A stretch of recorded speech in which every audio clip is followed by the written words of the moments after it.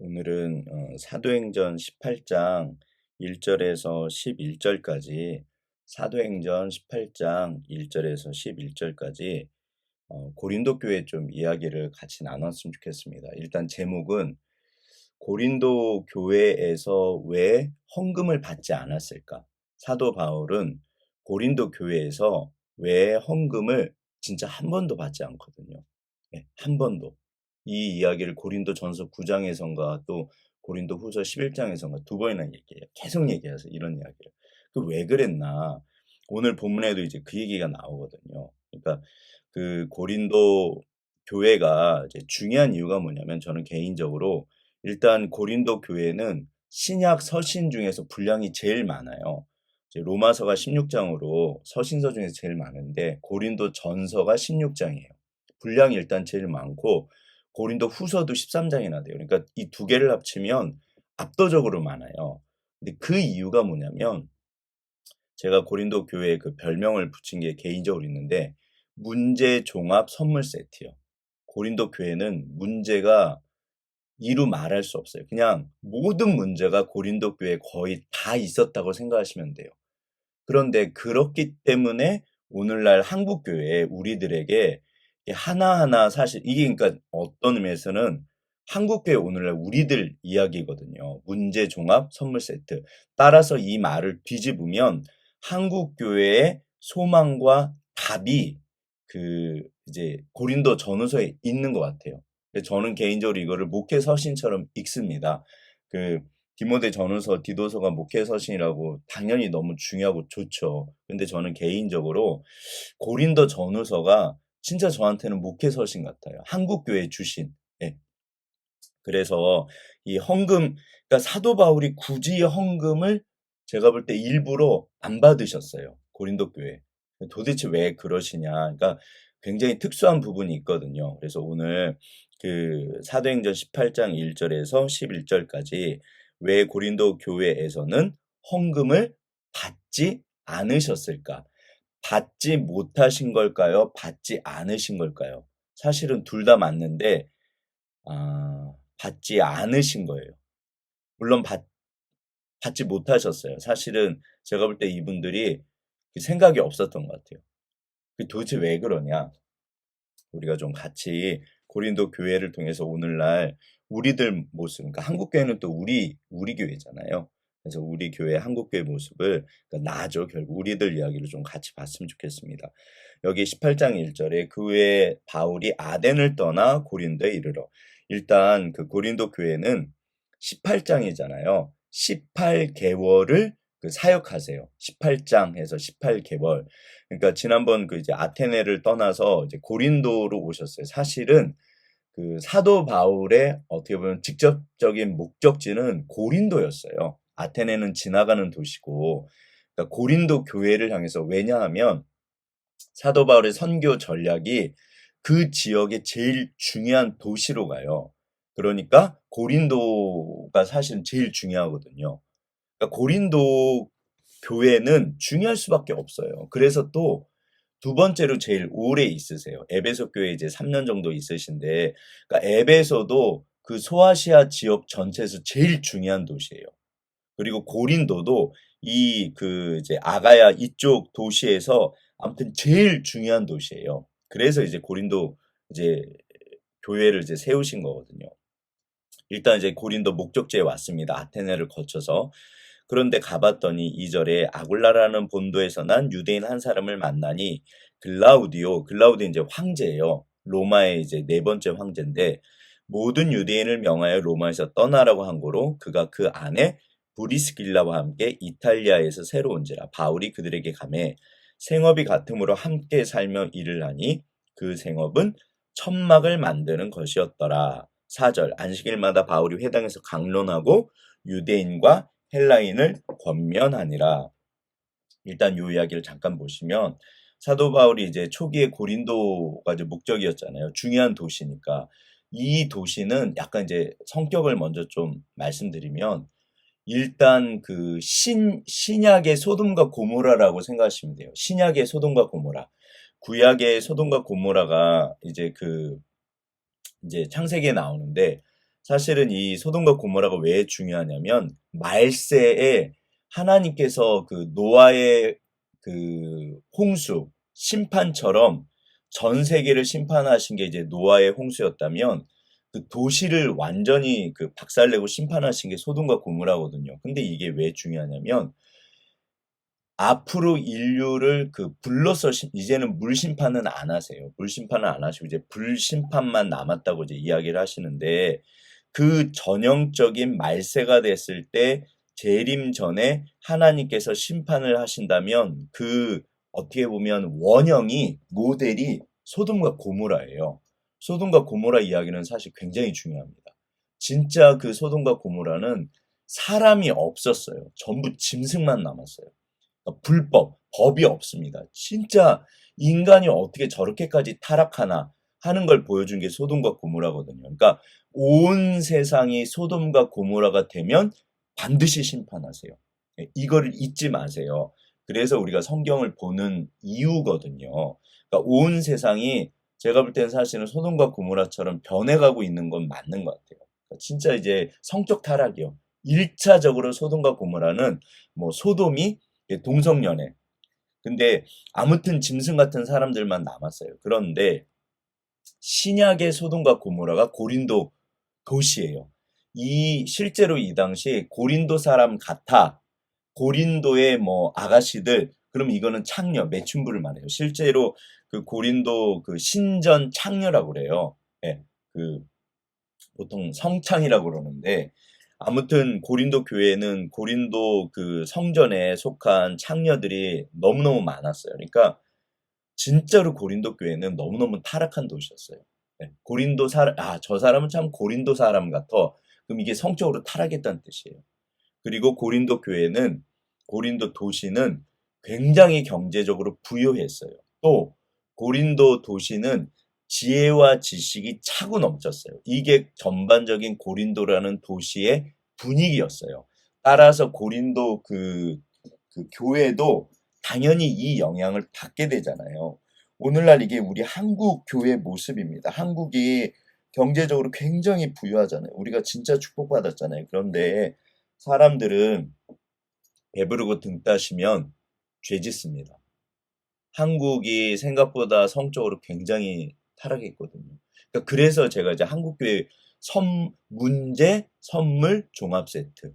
네, 일단 이제 고린도 도시 성격이 그래요. 그런데 사도 바울이 이 고린도 도시에 갔습니다. 그런데 이제 여기서 누구를 만나려면 아굴라랑 그 브리스길라 아굴라라는 이 두 분을 만나요. 이 두 분은 여기 이제 잠깐 배경을 말씀드리면 그 글라우디오 황제가 유대인들을 명예해서 로마에서 나가라고 그랬잖아요. 이게 이제 일반적으로 학자들이 하는 얘기는 이 당시 초대교회 때 예수님, 그러니까 유대교와 그 기독교가 부딪혔다는 거예요. 근데 이제 글라우디오 황제나 이방 사람들은 모르니까 유대인들이 계속 소동을 일으키는 거예요. 아마도 유대인들이 기독교인들을 박해한 것 같아요. 네, 크리투스라는 사람 때문에 뭐 소동이 일어났다, 이제 이게 역사 기록에 남아 있는데, 크리투스는 그리스도, 아마도 예수님을 이제 지칭하는 것 같아요. 그러니까 기독교가 너무 퍼져가지고 초대교회 당시에 마귀 짓을 한 게 유대인들이거든요. 계시록에 나옵니다. 그 사단의 회가 있다. 그 유대인 회당을 말했어요. 그러니까 모든 유대인들이 다 그런 건 아니지만 전반적으로 유대인들이 기독교인들을 굉장히 박해해요. 그러니까 아마도 이 당시에 그 로마에서 유대인들이 기독교인들을 막 이렇게 박해하고 계속 분란이 일어난 거예요. 그러니까 글라우디오 황제가 전부 나가라. 전부 나가라. 이때 그 브리스길라 아굴라가 나옵니다. 근데 사실은 이 아내 브리스길라는 이 이름 자체가 실제로 로마 그 귀족 굉장히 유명한 가문이래요. 브리스가라는 가문이 있었대요. 아마도 이 로마 귀족이 아니었을까. 근데 이제 이 남편은 유대인이었던 거죠. 그러니까 유대인 그리스도인과 그 이제 브리스가, 그러니까 로마 시민권을 가진 사람은 나갈 필요가 없거든요. 그런데 이제 아내가 따라 나온 거죠. 그러니까 이 두 분은 아마도 그 로마에서 나오실 때 이미 그리스도인이셨던 것 같아요. 일반적으로 이제 그렇게들 많이들 말을 하세요. 근데 이제 이분들이 고린도 교회에 왔을 때 사도 바울을 만난 거죠. 근데 이 그 천막, 텐트거든요. 여기서 또 잠깐 배경을 또 설명드리면 오늘날 자비랑 선교를 텐트 메이커라고 그래요. 텐트 메이커. 천막 만드는 사람. 자비랑. 스스로 이제 그 돈을 벌어서 선교하시는 분들을 자비랑 선교라고 그러잖아요. 이게 사도 바울 이야기예요. 사도 바울이 천막을 만들면서 선교를 하셨거든요. 그래서 이제 텐트 메이커라고 그래요. 천막 만드는 분. 그러니까 사도 바울은 그 굉장히 유명한 가문이었어요. 천막을 만드는 굉장히 유명한 가문이었고 이 천막 만드는 게 이게 그냥 단순한 그게 아니라 엄청나게 그 크게 하셔가지고 로마 군대에 아마도 천막을 그 제공했고 그래서 유명한 가문이고 그래서 로마 시민권까지도 얻었다는 이야기를 해요. 그러니까 이 당시 이제 유대인들은 이제 전 세계를 떠돌아다녔기 때문에 디아스포라요. 그래서 기본적으로 유대인들은 항상 그 기술 한 가지를 익히고 있었대요. 그래서 사도 바울도 텐트 만드는 기술이 있었고 이걸로 이제 그 자비랑 선교를 하시면서 이제 전 세계를 돌아다닌 거거든요. 근데 이때 그러니까 이제 그 아굴라도 천막을 만드는 기술이 있었던 거예요. 그러니까 이 두 분이 만나서 이제 이야기를 나누다 보니까 그리스도인. 근데 당연히 이제 사도 바울에게 배우셨겠죠, 두 분이. 아무튼 이 두 분이 진짜 이제 그 일꾼 역할을 해요. 대단하신 분들이죠, 초대교회.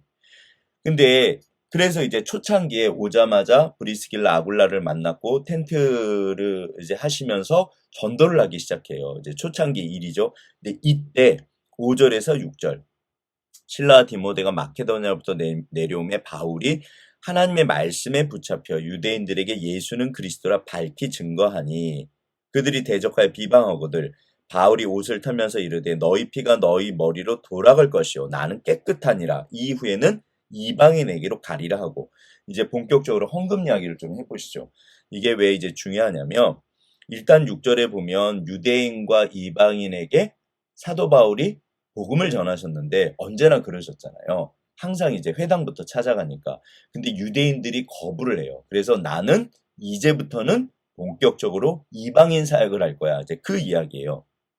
그런데 이제 5절에 신라와 디모데가 마케도냐로부터 내려왔다 그래요.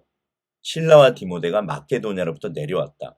이게 이제 무슨 말인가 하면 고린도에 도착하시기 전에 그 우리가 아시는 것처럼 사도행전 16장에 이제 마케도냐 환상을 봐요. 이게 굉장히 중요하고 너무너무 유명하다고 제가 말씀드렸잖아요. 유럽을 싣고 가는 배는 사도 바울을 태우고 가는 배였다. 그러니까 이게 이제 사도행전 16장에서 그 이제 아시아에 있는데 그 드로아, 그 트로이의 목마에서 그 트로이요, 드로아 거기 있을 때 유럽에서 이제 유럽으로 건너라고 환상을 보여주신 거예요. 그러니까 이제 사도 바울이 배를 타고 갑니다. 그래서 첫 번째가 빌립보, 이제 그래서 빌립보 교회를 세우시죠. 두 번째가 그 데살로니가. 근데 여기는 한 3주 정도인가밖에 못 해요. 핍박이 있어서. 그래서 이제 베리아로 가십니다. 그러니까 빌립보, 데살로니가. 그래서 데살로니가 교회를 세우시죠. 빌립보 교회를 첫 번째로 세우고 두 번째로 데살로니가 교회를 세우시고 근데 도망을 가서 이제 베레아를 지나서 아테네를 지나서 아덴을 지나서 지금 고린도로 오신 거예요. 그런데 이제 아덴에 있을 때 그 저기 뭐야 빌립보 교회랑 그 데살로니가 교회가 그 염려가 되니까 이제 파송을 했던 것 같아요. 근데 이제 갔다가 이분들이 고린도에서 있을 때 내려오신 거예요. 그러니까 그 소식을 들은 거죠. 네. 그러니까 빌립보 교회 소식과 그 데살로니가 교회 소식을 이 신라와 디모데가 이제 가지고 온 거예요. 그런데 디모데는 데살로니가 교회에 제가 말씀드렸죠. 사도 바울이 복음 사역을 할 때 가장 힘이 되고 자랑거리 교회는 데살로니가 교회예요. 자랑거리 교회. 그 다음에 헌금을 했고 개인적으로 너무 고마웠고 끝까지 도와줬던 교회는 빌립보 교회예요. 예, 그래서 이제 빌립보서에 보면 이제 헌금 이야기가 나오고 처음부터 나를 도왔다. 그러니까 개인적으로 기뻐하는 교회는 힘이 되는 교회는 빌립보 교회였고 전체적으로 자랑거리가 되는 교회는 데살로니가 교회였어요. 그런데 아마도 이 이제 신라와 그러니까 근데 빌립보 교회 지하 감옥에 있을 때 신라랑 같이 갇혔잖아요. 그래서 아마도 빌립보 교회는 신라를 보내셨던 것 같고 데살로니가 전후세 보면 디모데 이야기가 나옵니다. 그러니까 데살로니가 그 교회는 디모데를 보내셨던 것 같아요. 그런데 이 두 교회로부터 이제 소식뿐만 아니라 헌금도 이제 가지고 오신 것 같아요. 이걸 어떻게 할 수 있냐면 고린도 전서 9장이랑 고린도 후서 11장에 이 이야기가 나옵니다. 네. 근데 나는 여러분에게 단 한 번도 제가 이제 고린도 그 후서는 119로 외워요. 단 한 번도 여러분에게 헌금을 받은 적이 없습니다. 네. 여러분에게 요구한 적도 없고 단 한 번도 여러분에게 헌금을 받은 적이 없습니다. 왜 그럴까요, 도대체? 사실은 저는 개인적으로 일단 고린도 전서 9장으로 가보시면 여기 이제 무슨 말을 하냐면 갑자기 헌금 이야기를 사도의 권리를 말하면서 내가 여러분에게 한 번도 이렇게 헌금을 받은 적이 없습니다. 그러면서 뭐라고 그러냐면 내가 여러분에게 만약에 헌금을 달라고 그랬으면 차라리 내가 죽는 게 낫습니다. 네. 한 번도 여러분에게는 헌금을 요구한 적도 없고 받은 적도 없습니다. 그 다음에 고린도 후서 이제 11장, 12장을 이제 바보 설교라고 그래요. 이게 개인적으로 되게 중요한데 119, 11장 9절에 보면 11장 8절이란 구절에 내가 너희를 섬기기 위하여 다른 여러 교회에서 비용을 받은 것은 탈취한 것이라. 그러니까 사실은 이게 고린도 교회랑 문제가 생겨요. 사도 바울이 18개월을 사역하신 다음에 떠나셨는데 그 다음에 고린도 교회에 심각한 문제가 생겨서 사도 바울을 너무 고통스럽게 만들어요.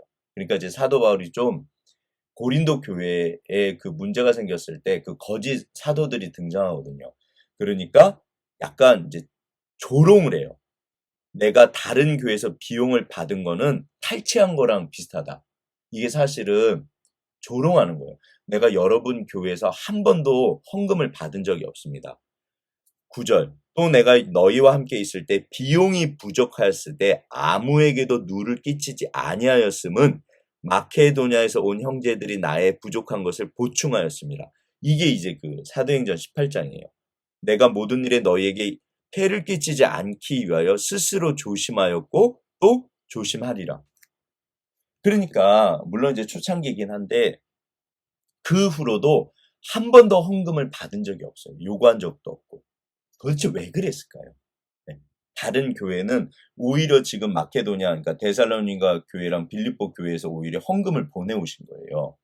그러면 초창기니까 헌금을 받고 이제 텐트 이제 사역을 가지고는 아무래도 부족하셨던 것 같아요. 그러니까 이제 그 뒤로 본격적으로 이제 사역을 더 하셨던 것 같은데 고린도 교회에서 그러면 18개월이 지났는데 이 부자 도시잖아요. 그러면 부자들도 있었거든요. 고린도 교회에. 그러니까 고린도 교회는 문제 종합 선물 세트라 진짜 온갖 문제가 다 있어요. 그러니까 부자들 문제도 또 등장을 해요. 그러니까 분명히 부자들도 있고 넉넉한 교회였는데 이상하게도 사도 바울에게 한 번도 헌금을 받지도 않았지만 주지도 않으신 것 같아요. 이 뭐를 말할까요? 네. 이게 저는 개인적으로 어떻게 생각하냐면 사도 바울이 사역을 하시면서 고린도 교회 성도들을 볼 때, 아, 이분들은 문제가 있어서 일부러 헌금을 요구하지도 않으셨고 받지도 않으셨던 것 같아요. 그러니까 진짜 조심하셨던 것 같아요. 오직 복음을 위해서. 이분들이 처음부터 뭔가 문제가 있었던 거예요. 저는 개인적으로 한국 교회가 제일 예민한 게 돈 이야기입니다. 그리고 한국 교회가 제일 욕을 많이 먹는 것도 헌금 이야기예요. 교회는 돈만 밝힌다고. 물론 이제 큰 교회들 사실은 돈 문제가 있죠. 당연히. 그런데 저는 개인적으로 이게 한국 교회에서 마귀가 한국 교회가 성장하지 못하도록 오늘날, 예, 오늘날 한국 교회가 문제가 없지 않아요. 사실은 모든 교회는 전부 문제가 있습니다. 당연히 목회자들도 문제가 있어요. 성도들도 당연히 문제가 있어요. 한국 교회는 당연히 문제가 있는데 저는 개인적으로 우리가 조심할 게 뭐냐면 서로 이렇게 문제 있다고 비방하면서 결국에는 마귀만 좋아하는 일을 하는 거예요. 그 고린도 교회의 대표적인 문제가 네 계파로 나누어서 이제 그 고린도 교회는 분열이 일어났어요. 예. 그러니까 사도 바울이 18개월 일하시고 떠난 다음에 그 다음에 이제 새로 아볼로가 오셨어요. 이제 그 방금 전에 제가 말씀드렸던 브리스길라 아굴라가 아볼로라는 분을 만나서 복음을 가르쳐 줍니다. 그러니까 아마도 이제 그 사도 바울에게 배운 복음을 그대로 전하셨던 것 같아요. 그러니까 이제 아볼로가 후에 그 고린도 교회에 이제 어떻게 보면 두 번째 목회자가 되신 것 같아요. 담임 목사. 그런데 아볼로는 굉장히 설교를 잘하셨던 것 같아요. 그래서 아볼로가 말에 능하기 때문에 사도 바울의 단점 중에 하나가 좀 설교를 못 하셨던 것 같아요. 그래서 이제 고린도 교회에서 비방거리가 뭐냐면 저는 말을 못한다. 편지는 힘이 있고 좋은데 도대체 저 사람은 만났을 때 말을 못한다. 그 비난이 이제 흘러나옵니다. 그러니까 사도 바울이 18개월 동안 그 고린도 교회에서 사역하셨을 때 다 좋았는데 문제가 뭐냐면 좀 설교가 시원찮으셨던 것 같아요. 그런데 이제 두 번째로 이제 아볼로가 왔을 때 설교를 너무 잘하시니까 이제 아볼로파가 생긴 것 같아요. 예. 그러니까 아볼로파가 생기니까 이제 이거에 대해서 바울파가 생깁니다. 니네는 무슨 의리를 지키지 않냐. 뭐 이럴 수 있어요. 사실 한국 교회가 많이들 그러세요. 기억하실 게 이런 현상에 대해서 사도 바울도 아볼로도 아무도 좋아하지 않으셨어요. 이게 진짜 웃긴 게 뭐냐면 사도 바울도 아볼로도 나중에 아볼로도 그 고린도 교회를 떠나시거든요. 그 다음에 세 번째로 고린도 교회를 지도한 사람들이 거짓 사도들이 등장합니다. 이 사람들이 이제 진짜 문제를 일으켜요. 그런데 고린도 교회는 그러니까 성도들의 문제가 기본적으로 있었던 것 같아요. 예. 그러니까 사기를 당하는 사람들의 기본적인 어떤 그 사기꾼들이 욕심내는 사람들을 사기치잖아요. 그런 것처럼 고린도 교회는 기본적으로 그런 문제가 있었던 것 같아요. 그래서 세 번째 지도자들이 이제 거짓 사도들이 등장하는데 이 사람들은 진짜 싹꾼들이고 진짜 못된 인간들이에요. 그런데 이제 고린도 교회가 이 사람들을 따르면서 사도 바울이랑 본격적으로 문제가 생기고 사도 바울을 거부해요. 그래가지고 사실은 사도 바울이 너무 고통스러워요. 이제 그러면서 이제 아무튼 이제 고린도 교회가 이제 문제가 불거져요. 그런데 너무 감사한 게 나중에 이 고린도 교회가 완전히 회개하고 돌아옵니다. 그러니까 저는 고린도 전후서를 볼 때마다 너무 감사한 게 일단은 우리가 배울 게 너무 많아요. 한국 교회 문제가 저는 개인적으로 이 안에 다 들어있고 또 너무나 감사한 게 이 엄청나게 문제 많던 교회가 돌아와요. 주님 앞으로. 그래서 완전히 새로워집니다. 그래서 소망의 또 서신서예요. 이렇게 문제 많은 교회가 진짜 하나님 안에서 사도 바울이 물론 너무너무 고생하시죠. 예. 그래서 이제 저는 어떻게 외우냐면 세 번의 방문 네 통의 편지. 실제로 고린도 교회 그 전후서 고린도 전후서를 보면 이전에 썼던 편지라는 구절이 나와요. 고린도 전서에. 그러니까 고린도 전서 전에 편지를 한 통 썼고 두 번째로 고린도 전서를 쓰셨고 그다음에 고린도 후서에 보면 눈물의 편지라는 게 또 등장합니다. 이거를 이제 혹독한 편지라고 그러는데 고린도 후서가 네 번째고 그 전에 세 번째로 눈물의 편지를 쓰신 거예요. 따라서 고린도 교회는 네 통의 편지를 쓰셨어요. 사도 바울이. 이전에 썼던 편지, 그 다음에 고린도 전서, 그 다음에 세 번째가 눈물의 편지, 그 다음에 네 번째가 고린도 후서예요. 예.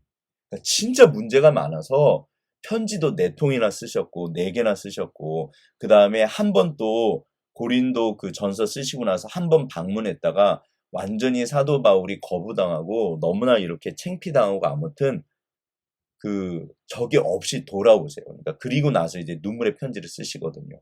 그런데 그때 회개를 해요. 그래서 이제 너무나 기뻐가지고 고린도 후서를 쓰신 거예요. 아무튼 고린도 교회는 그래서 오늘날 이제 우리들의 모습이고 그러나 소망이 있어요.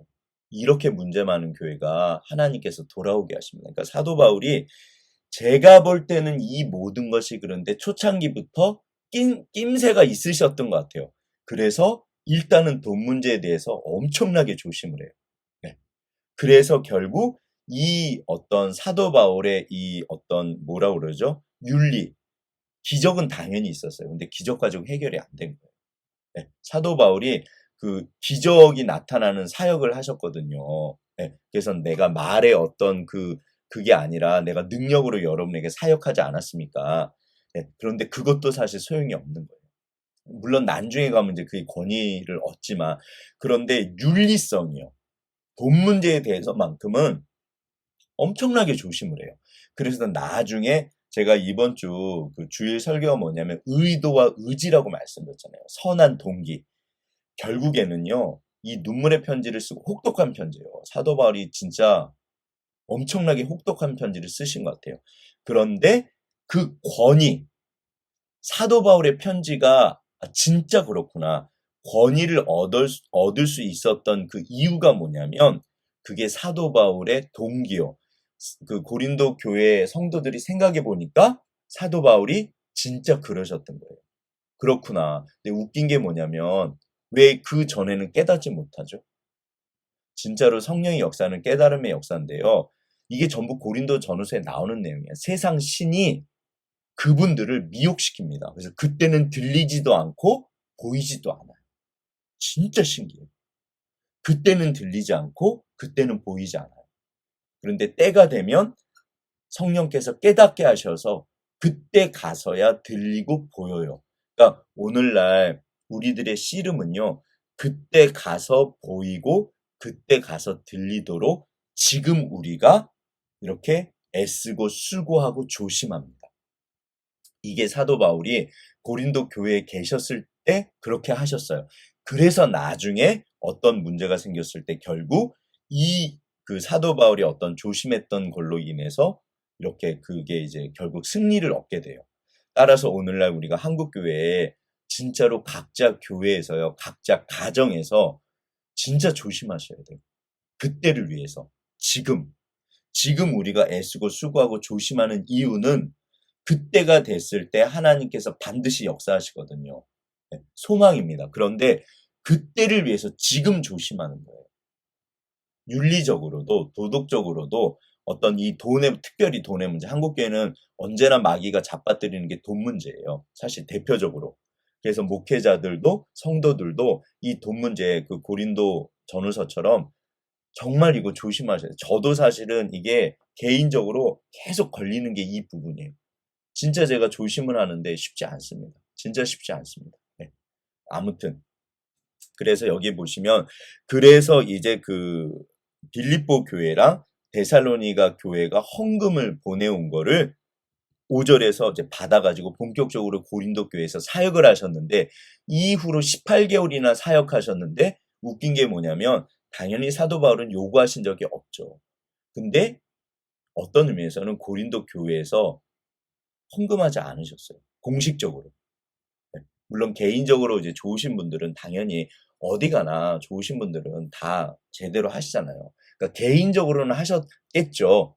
하셨을 거예요. 개인적으로 이렇게 이제 헌금을 하시는데 공식적으로 고린도 교회가 사도 바울에게 헌금하지 않으셨어요. 저는 지금 돈 얘기를 하는 게 아닙니다. 절대로 오해하시면 안 돼요. 사도 바울이 그래요. 그 고린도전서 9장에서 헌금을 받는다. 차라리 내가 죽고 말지. 돈 얘기를 나에게 하지 마세요. 차라리 내가 죽을지언정 나는 여러분에게 돈을 원하는 게 아닙니다. 네. 오늘날 지금 돈 얘기를 하는 게 아니잖아요. 복음 이야기를 하는 거예요. 그러니까 마귀가 한국 교회를 이런 식으로 잡아뜨려요. 세상 사람들이 교회를 왜 욕하게 해요? 네. 큰 교회들이 욕을 먹는 첫 번째는 돈입니다. 네. 담임 목사님들이 뭐 좋은 차, 좋은 집, 뭐 돈. 저는 개인적으로 절대로 그분들을 욕하면 안 되는 것 같아요. 그건 아닌 것 같아요. 오늘날 나만이라도 우리만이라도 더 이상 비판하면 안 되는 것 같아요. 네.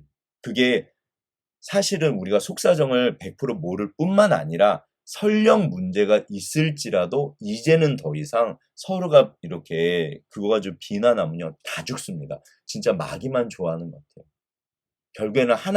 결국에는 하나님이 문제 있으면 심판하시잖아요. 저도 예전에 굉장히 비판적이었는데 어느 날 하나님 결국 교회만 죽어요. 목회자가 죽고 성도가 죽습니다. 결국 싸우면 우리가 죽어요. 그러니까 아무튼 한국 교회가 필요한 게 이건 것 같아요. 그래서 조금 더 하시죠. 7절, 8절. 그래서 이제 회당 이제 옆으로 이제 옮기는데 여기 9절, 10절. 밤에 주께서 환상 가운데 바울에게 말씀하시되 두려워하지 말며 침묵하지 말고 말해라. 하나님께서 사도 바울에게 너 복음 사역을 계속해라. 왜냐하면 10절 내가 너와 함께 있음에 어떤 사람도 너를 대적하게 하여 해롭게 할 자가 없을 것이고 이는 이 성 중에 내 백성이 많음이라. 그러니까 고린도 이 문제 많은 도시, 이 문제 많은 교회에 하나님의 백성이 너무 많다는 거예요. 한국 교회는 너무너무 소중합니다. 왜냐하면 한국이라는 나라가 하나님의 택한 민족이고 진짜 하나님이 쓰시는 교회잖아요. 쓰시는 민족이잖아요. 뭐라 그래도 한국 교회에 문제 많고 맞아요. 그 전부 제가 볼 때 틀린 말은 아니에요. 그러나 그럼에도 불구하고 반드시 기억하실 게 저희 교회도 그렇고요. 하나님의 그 기둥 같은 하나님의 그 성도들, 우리 집사님들이요 너무 많으세요. 저도 목회자지만 하나님 제가 성도라면 제가 집사님이라면 저렇게 할 수 있을까? 진짜 우리 교회에도요. 귀하신 분들이 너무 많으세요. 저는 한국 교회에 교회마다 귀하신 분들이요. 너무너무 많으세요. 진짜 목회자 이상으로 한국 교회 기둥 같은 분들이 너무너무 많으세요. 제가 이번 주 설교에도 그 부동산 사장님 말씀드렸잖아요. 진짜 너무 귀하세요. 제가 볼 때는 한국 교회에 그런 분들이 너무너무 많으세요. 진짜 한국 교회는 하나님의 백성들이 하늘나라 기둥 같은 분들이 너무 많으세요. 따라서 한국 교회 주인은 목회자가 아니잖아요. 집사님들을 위해서, 권사님, 장로님들을 위해서, 한국교회 성도들을 위해서 한국교회는 교회의 주인은 예수님이시고 예수님께서 본인의 백성들이 한국 교회에 너무너무 아직도 진짜 많으세요. 우리가 따라서 우리 집사님들께서 한국 교회를 위해서 주님을 위해서 그 기둥 같으신 성도들을 위해서 한국 교회를 지키셔야 돼요. 이제는 우리가 마귀가 분열해가지고 끊임없이 서로 싸웠거든요. 근데 이게 한국교회, 제가 고린도 교회가 한국교회 갔다고 그랬잖아요. 일단 돈이 많아요. 경제적으로 풍부했고, 그 다음에 지식 지혜가 많아요. 예. 그 다음에 한국교회 지금 권력 있고, 지식 있고, 뭐 엄청 많으시잖아요. 그 다음에 은사. 고린도 교회는요, 은사가 차고 넘쳤어요. 고린도 그 전서 12장이 은사론이거든요. 그리고 그 유명한 13장 사랑장으로 연결되잖아요. 진짜 고린도 교회는 은사가 차고 넘쳤습니다. 한국 교회에요. 진짜 수많은 은사가 차고 넘치거든요. 그런데 사도 바울이 고린도 교회를 딱 한마디로 말씀하세요. 너희는 어린아이라 맨날 싸우는구나. 한국 교회의 특징이 싸우는 거잖아요. 절대 싸우시면 안 돼요. 이제는 더 이상 마귀만 좋아할 일을 하시면 안 돼요. 결국 이 고린도 교회가요. 완전히 회개합니다. 진짜 중요한 도시고, 진짜 중요한 교회고, 사실 한국이라는 그러니까 오늘날 현대 한국이라는 이 분위기가 풍요가 차고 넘치고 너무 이렇게 발달했기 때문에 그래서 영적 전쟁이 치열해요. 저는 오히려 그래서 한국교회 이 성도님들이 너무너무 가장 어렵고 힘든 시기에 신앙생활을 하신다고 생각해요. 그런데 또 너무너무 중요한 시기이기도 해요. 앞으로 우리 아이들. 앞으로 말세가 이제 더 말세지말이라고 앞으로 기술 사회가 오기 때문에 지금도 엄청나지만 어찌 보면 인공지능이나 로봇이나 진짜 어떤 세상이 올지 아무도 몰라요. 그런데 제가 볼 때 이 가장 발달했고 또 신앙적으로도 진짜 이렇게 준비된 교회는 국가적으로도 너무너무 그 발달을 했고 또 신앙적으로도 정말 서 있는 교회는 한국밖에 없어요. 어떤 의미에서는. 유럽 교회는 죽었습니다. 물론 미국이 있지만 미국이 대단하긴 하죠. 미국 교회도 대단하잖아요. 그런데 한국 교회처럼 신앙, 은사, 뭐 지혜, 지식, 헌신, 우리 집사님들처럼 이런 교회는 없습니다. 너무너무 중요하세요. 그런데 여전히 싸우고 있어요. 사실. 근데 이거는 마귀만 좋아하거든요. 우리 집사님들께서 본인들의 교회, 저는 그러니까 우리 교회처럼 조그만한 교회도 진짜 너무너무 귀하신 분들이 진짜 너무 많아요. 아, 주님, 진짜 한국 교회는 정말 대단해요. 저는 우리 교회가 너무너무 귀하신 분들이 진짜 너무너무 많으세요. 일꾼들이 너무너무 많으세요. 결론입니다. 오늘 우리가 한국 교회가 문제 종합 선물 세트이지만 고린도 전후서가 그런데 그만큼 중요하고 완전히 회개해서 정말 그 소망의 교회로 바뀝니다. 그리고 사도 바울이 진짜 사랑하셨어요. 은사도 차고 넘치고 지혜, 지식, 경제적으로도 풍요하고 그러면 이 고린도 교회가 이걸 유지했을 때 초대교회에 얼마나 수많은 일을 하셨을까요? 실제로 하셨을 거예요. 더군다나 한국교회는 앞으로 미래사회, 다가오는 미래 이 사회에 한국교회가 감당할 일이 너무너무 중요합니다. 네. 그래서 아무튼 그래서 이제 18개월 그래서 이제 이렇게 오랫동안 사역하셨고 실제로 이 교회가 기둥처럼 다시 서게 됩니다. 오늘 우리 가정, 우리 교회, 한국교회 진짜 중요하거든요. 그럼 이런 중요한 때, 중요한 그 시기에 사도 바울의 역할을 하실 분이 누구실까요? 사도 바울이 굳이 헌금을 받지 않고 끝까지 조심하시는 이유, 고린도 교회가 그만큼 중요했기 때문에 그때를 위해서 지금 조심하셨잖아요. 그러면 청지기로서 이거 목사님들에게 주시는 하나님의 말씀이 아니잖아요. 누가 이 역할을 감당해야 된다? 바로 집사님들이요. 집사님들께서 교회에서, 직장에서, 가정에서 그때를 위해서 반드시 그때 역사하시잖아요. 그러니까 지금 조심하셔야 될 그 씨름들이 있잖아요. 1차적으로는 돈의 문제지만 그 정도가 아니잖아요. 네. 정말로 우리 집사님들께서 진짜 한 분 한 분이 너무나 중요하십니다. 오늘도 그렇게 그때를 위해서 지금 고린도 교회처럼 사도 바울이 헌금 문제로 정말 이렇게 선견지명이라고 그러죠. 네. 그래서 이 씨름에서 반드시 승리하시길 너무너무 귀하세요.